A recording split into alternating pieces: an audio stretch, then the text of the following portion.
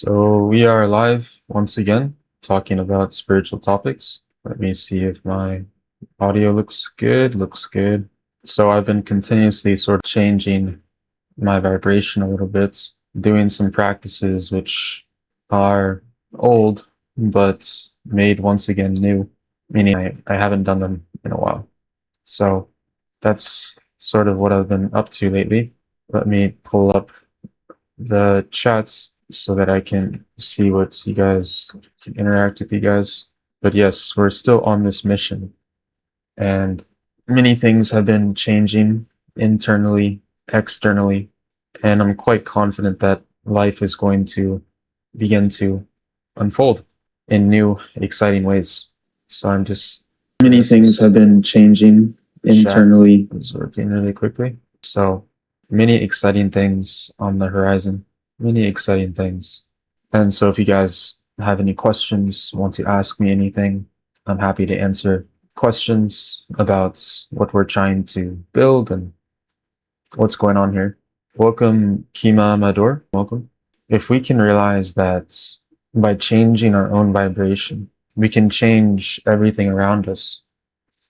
The one person tries to fix the world, tries to solve the world. Another person tries to first fix himself. And that's a piece of wisdom I've found invaluable in my own life, going through many situations in the world that are difficult, realizing that there's nothing that I can, with no certainty that I can change anything externally. I can put my best effort in and first begin to change myself. I wasn't doing monk throat singing, no. And I don't have a black girlfriend. So you may have confused me for somebody else. What we're trying to do here is to expand the collective consciousness and each one of you, each individual consciousness, because we're on the precipice of a new sort of era with AI, robotics. And so it's going to take a lot of spiritual wisdom. Just as we've developed all these external technologies, we've forgotten to develop these internal technologies. And these are real, these internal technologies, which we can utilize in order to uplift, expand our consciousness. I'm trying to hold my tension also in a different way, hold my being. There's so much wisdom out there. One understanding which the sages have taught to us is that we don't have to exist just by accident, that each moment we can live intentionally, that there's this inner power that's within us. And even now, we can feel it, we can see it, it's right here in the moment. Every single moment, we can see everything around us as divine. And by doing so, align with that divinity, with that cosmic flow. I just did an interview with this girl named Celine. I was in Bali somewhat recently with my friend Shiva and a couple other people, and she was somebody who I met there. So you can go find this interview on one of the other channels. You can find the links or if you search around a little bit. But she just spent 6 days in silence. Imagine what that is like. We're constantly bombarded with stimulation. And so we don't have the time, we don't have the energy in order to to direct all of that energy inward towards something higher as well. Jose, Lenas, I do remember you. Welcome back. In this moment now, do we know how to keep our energy? I can shift my energy, joy, just by a simple concentration of attention. It's so simple, it's so immediate, and it's also so much more blissful and impactful. These spiritual experiences are so much more valuable than any material pleasure. And there's nothing wrong with the material, there's nothing wrong with enjoying life. But there is something which is higher. Welcome, Pink Fur. Welcome back, welcome back. We have to tune ourselves. We have an energetic portion to our being, a mental, a physical, an emotional, and you could say a spiritual. Spiritual is a little bit more abstract, because what do you mean by spiritual? Even energetic is easier to understand. It's good to see you, Pink Fur. because energetic is, we are made of very largely energy. That's our nerves, the currents flowing through our body. But the spiritual is harder to understand. But that's the pursuit of spirituality, is the development of energy in all of those arenas and the alignments. Yes, it's very interesting because beyond enlightenment, it seems that enlightenment is not the final goal in a way. Who is to put a limit on consciousness, on the infinite? So I see what you're saying, Thorn. And welcome, Shailesh. Do you really know what peace is really like, or bliss, or to really feel your consciousness expand? Every moment it's open to us. There's all these ancient practices, techniques, understandings. It's just that we may or may not be privy to the knowledge. And so we may or may not know these practices and how we can perform them and how they can transform us. There is something very interesting to what you're saying, to focus on the seeing itself. The seeing is the basis for our consciousness, the I, the self, the spirit. I currently don't do any puja anymore. I've been changing my sadhana quite a lot. And so many changes, many explorations, and it's quite interesting how you can experience like another, you can view the infinite from a different angle, from a different perspective, be imbued with a different sort of intoxication, different sort of divine intoxication. And of course, always the possibilities are limitless.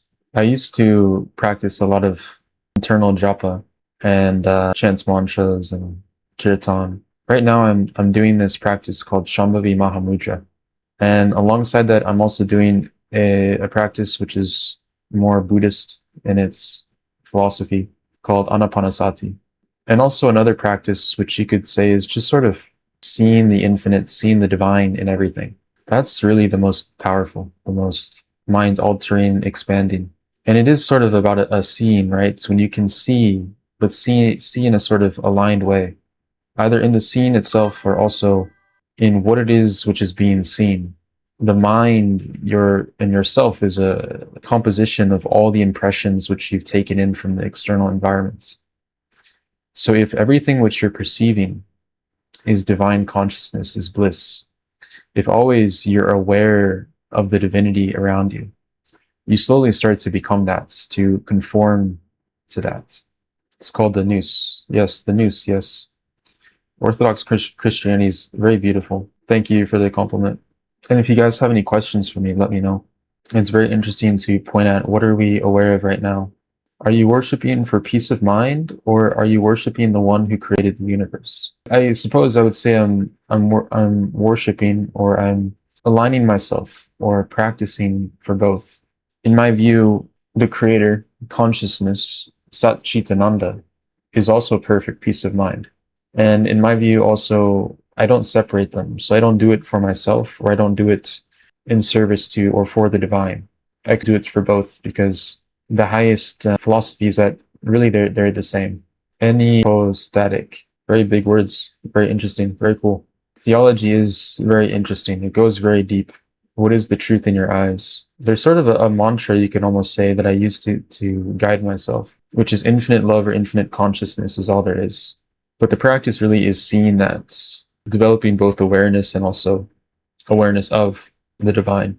It's very difficult to answer because we use words for everything. But when you speak of truth, even truth is not enough to really describe it, isn't it?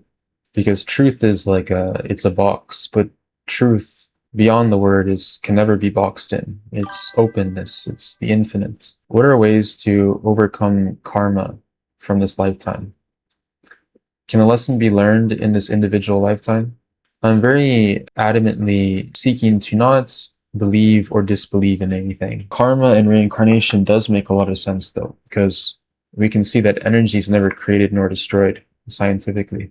And if we see karma as action, as the habitual patterns in which our energy expresses itself, we can see that we can overcome this karma by melting those patterns into the infinite. We have our own karmic patterns, and then there are greater karmic patterns. And it's also a question of do we have to enlighten the whole world before we can reach that final sort of enlightenment? There are sort of Buddhist philosophies like that, that not until everybody is enlightened can we truly be enlightened. I'm sorry, I missed your nofap question. Can you type it in the chat again? Oh, I see. How to start semen retention if you don't want to start. Many of these spiritual disciplines, many of these practices take a certain degree of willpower in order to ignite them in the beginning. And then it becomes so much easier. I think the first thing is to first develop a philosophy, to understand deeply the philosophy that semen retention or nofap is the correct use of energy. So it is always optimal. It is always the best choice. So if we see that it's the best choice, and if we are always striving to become the best version of ourselves, or to live the life that might be filled with the most possible enjoyment, if we consciously, constantly keep that before us, then slowly semen retention, at least the seeking of semen retention, will become natural. Yes, karma is very big. God is very big as well, but you're right, God is infinite. Focusing on God, any limitations fall away. There's many stories in ancient Hindu scriptures about saints and warriors who have been able to accomplish incredible things, but the moment when they forget God, then they fail. So is chronic pain a punishment? So I'll explain how I see darkness and suffering, and in this case also like your chronic pain. I don't think it's a punishment. I think that pain is sort of a nudge. Pain is a nudge for us to move towards the good. Pain and pleasure are sort of like, they're like guiding rails for the divine that lead us towards the good and lead us away from the bad, right? Somebody who, for some people, there's different perspectives, but maybe for some people who, for example, have some crippling illness, or oftentimes they'll be so much closer to God, to the divine, and actually to their highest happiness, because that's karma, you could say. That's pain makes them cling so much more intensely to the divine. So you could even look at it as a boon if you want to see it as glass half full. I think that all suffering, all darkness in the universe, it's either just a result, just a byproduct of time. I think that in the universe, we are constantly moving towards the light, but time is that which is not yet, we're not yet beyond time. And well, this is getting quite abstract. I don't know how much I can really say on these things, but because I'm not enlightened, I'm not perfect. I'm just somebody who's walked quite far on the path and has some advice and some wisdom. But it seems like it's just that we're constantly coming into light, and it seems like that darkness is, and it is something which is temporary, something which is not infinite, it's not timeless, unlike lights, or you could say, unlike, when I mean light, unlike truth, unlike the divine. So in a way, that pain, those darknesses are in some way untruth. They're opposite of truth, right? Because truth, God, the divine, doesn't contain any portion of suffering or any portion of darkness. And so it is about that realization, that waking up, as it were, that actually this is just a blissful, divine play.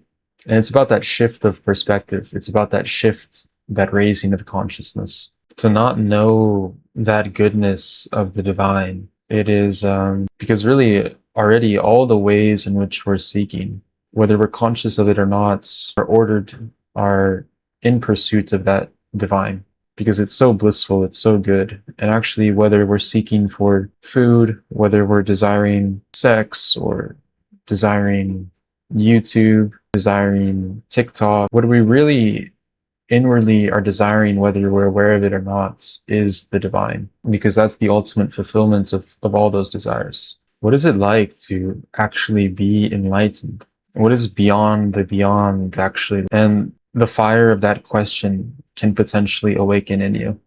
And when that awakens, it's quite scary. Not really scary, it's, I suppose, exhilarating, quite blissful, quite mind-shattering.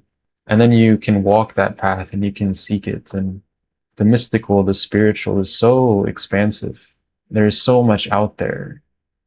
It's like every spiritual practice is like another drug added to the collection, added to the toolkits of the one who is crazy enough to seek to become intoxicated by the divine. Crazy stuff. If anyone wants to, let me know where you guys are tuning in from. It's beautiful because for 2,000, 3,000 years, or probably more, we've been writing and speaking and thinking on the divine, on the infinites. And so we can look to these teachings, look to this wealth, us being this one lonely, one soul person. We have so many thoughts, so many experiences, but when we look at just how many people have existed in history and how their ideas have built upon one another, it's so beautiful that we can drink from that river of divine consciousness. Welcome, Florin. Welcome from Romania, and welcome, Pinkfur. Welcome from Newport Beach. I am in San Diego. We are very lucky to live in California. Well, I think I'm going to keep this stream relatively short today. But thank you guys so much for tuning in, and I hope to see you guys again. I hope that you benefited or were entertained or however got some good from this. And thank you guys so much for tuning in. Yes, very expensive. Okay, have a good day or night.